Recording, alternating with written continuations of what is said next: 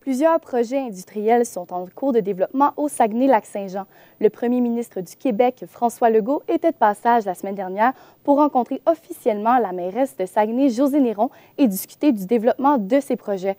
Pour en savoir davantage, je reçois le député caquiste d'Andubuc, François Tremblay, qui était sur place pour l'occasion. Bonjour, Monsieur Tremblay. Bonjour. Comment s'est déroulée cette rencontre officielle entre le premier ministre du Québec et la mairesse de Saguenay? Je vous dirais que c'est une première rencontre d'une longue série. C'est une rencontre qui était plutôt conviviale. On est en transition de gouvernement après 15 années de régime libéral, si on peut dire. Et puis l'idée, finalement, c'est de bien comprendre les priorités de chacune des municipalités, Saguenay étant une grande ville. Alors l'idée était d'échanger sur les principaux projets qui sont à mettre en chantier. Et puis franchement, ça a été une rencontre très enrichissante. Oui, d'ailleurs, on parle de projet. Le projet Métaux BlackRock, est-ce que ça se chemine bien?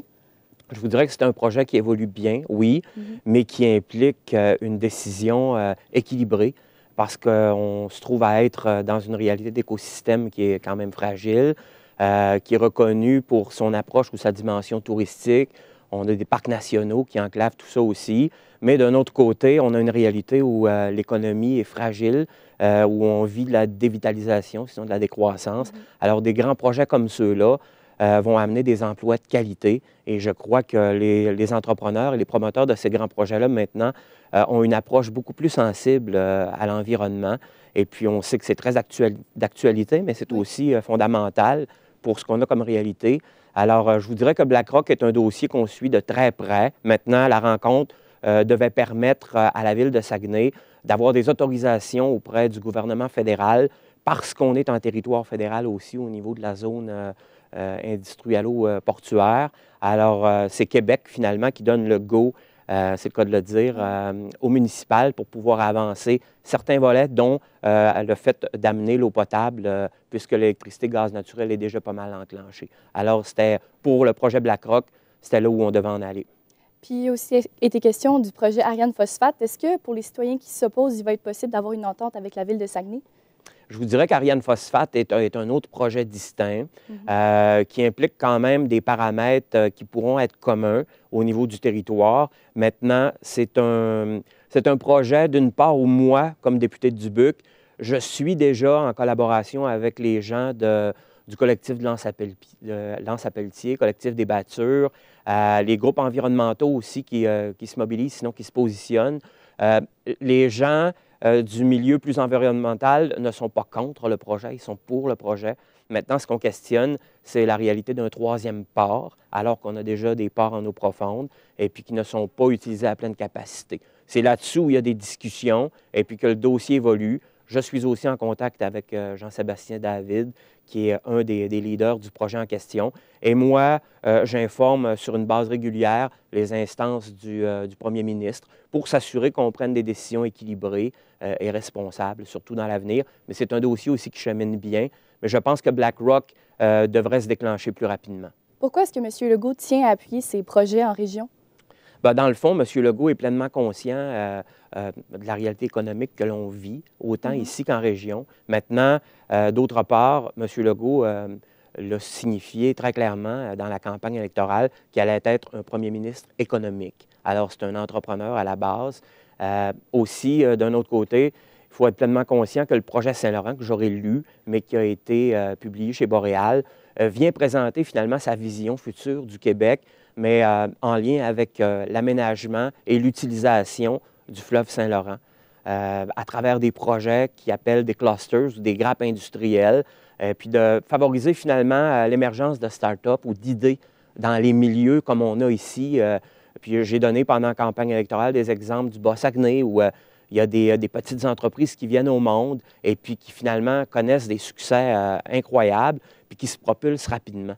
Mais quand on a des projets comme ça qui émergent, bien, il faut s'assurer de peut-être les mailler sur un même site avec d'autres promoteurs qui ont des idées intéressantes puis qui vont permettre d'accélérer. Il y a aussi toute la réalité de jumeler la recherche appliquée avec notre réalité universitaire qu'on a, même collégiale, et puis faire en sorte qu'on accélère avec Investissement Québec qui va amener une nouvelle ressource ici en région. Bien, tout ce maillage-là va faire en sorte qu'on va être en mesure d'accélérer la commercialisation, la mise en marché d'idées qui vont créer des emplois de qualité. Ici, on a un potentiel avec le fjord qui est super intéressant et qui se compare définitivement avec le projet Saint-Laurent, le fleuve, mais ici, le corridor de navigation du fjord. Alors, M. Legault est très allumé sur ces grands projets-là, mais on va les suivre de près pour s'assurer de prendre des décisions, comme je le disais tantôt, responsables et durables. Et puis, rapidement, est-ce qu'il y a d'autres projets qui ont été abordés pendant la rencontre entre M. Legault et Mme Néron? Oui, il a été question, entre autres, je vous dirais, du fameux dossier d'amphithéâtre. La position est toujours claire et la même. Nous, on est disposés à évoluer dans le dossier. Maintenant, on se doit de s'assurer que le peuple désire ce projet-là et que ça représente une priorité pour les gens. On sait qu'il y a une certaine division au niveau du conseil municipal. Et le conseil municipal, chaque conseiller représente des gens qui payent des taxes et des impôts. Alors, il faut entendre ces gens-là. Il va y avoir une consultation publique qui va permettre de faire connaître le projet aux différents arrondissements, la Biche, Chicoutimi-Jonquière, par Mme Néron, ce qui a ravi M. Legault. Et M. Legault a réitéré ses intentions d'être à l'écoute, mais de voir quels seront les résultats de la consultation publique et de l'intention des gens d'aller de l'avant ou non avec le dossier d'amphithéâtre. Ça a été un des projets. Sinon aussi, on a discuté très clairement d'une étude de faisabilité pour un deuxième pont qui implique d'une part les problèmes de congestion qu'on a à la hauteur de boulevard Saint-Paul et qui ont des conséquences en périphérie, mais aussi le volet d'une stratégie intégrée de transport des matières premières. Puis avec le deuxième pont, est-ce que les axes ferroviaires ou autres pourraient y être impliqués, même aériens? C'est tout ça qu'on veut définir ensemble. Alors, on y va comme ça par étapes. Il y a été aussi question d'Arvida au niveau d'une nomination internationale patrimoniale de l'UNESCO, mais c'est en démarchage, il n'y a rien d'officiel encore à ce jour. Puis rapidement, qu'est-ce que la Coalition pour la protection du fjord en pense de ces projets-là? La Coalition pour la protection du fjord, écoutez, je vous dirais que moi, sur invitation, je rencontre ces gens-là. J'ai une approche d'ouverture, d'humanité. Qu'est-ce que vous en pensez, vous? Bien, écoutez, pour l'instant, je vous dirais que moi, j'ai eu des rencontres avec le collectif Danse-à-Pelletier, le collectif des battures. Je sais que le CRED et aussi l'OBV Saguenay, la ZIP Saguenay sont partenaires et se sont positionnés.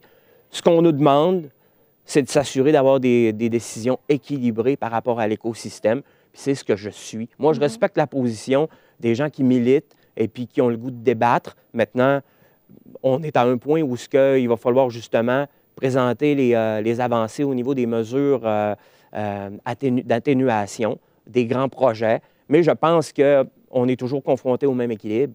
Créer des emplois de qualité pour relancer notre économie, contrer l'exode, donner des raisons aux gens de continuer de s'installer chez nous avec les pénuries de main-d'œuvre et tout ce qu'on connaît. Et de l'autre côté, de s'assurer de conserver notre environnement. Parfait. Mais je pense qu'on est arrivé à un point d'équilibre dans tout ça. Merci, M. Tremblay. Ça fait plaisir. Je m'entretenais donc avec le député caquiste d'Anse-du-Buc, François Tremblay. Mesdames et messieurs, au revoir.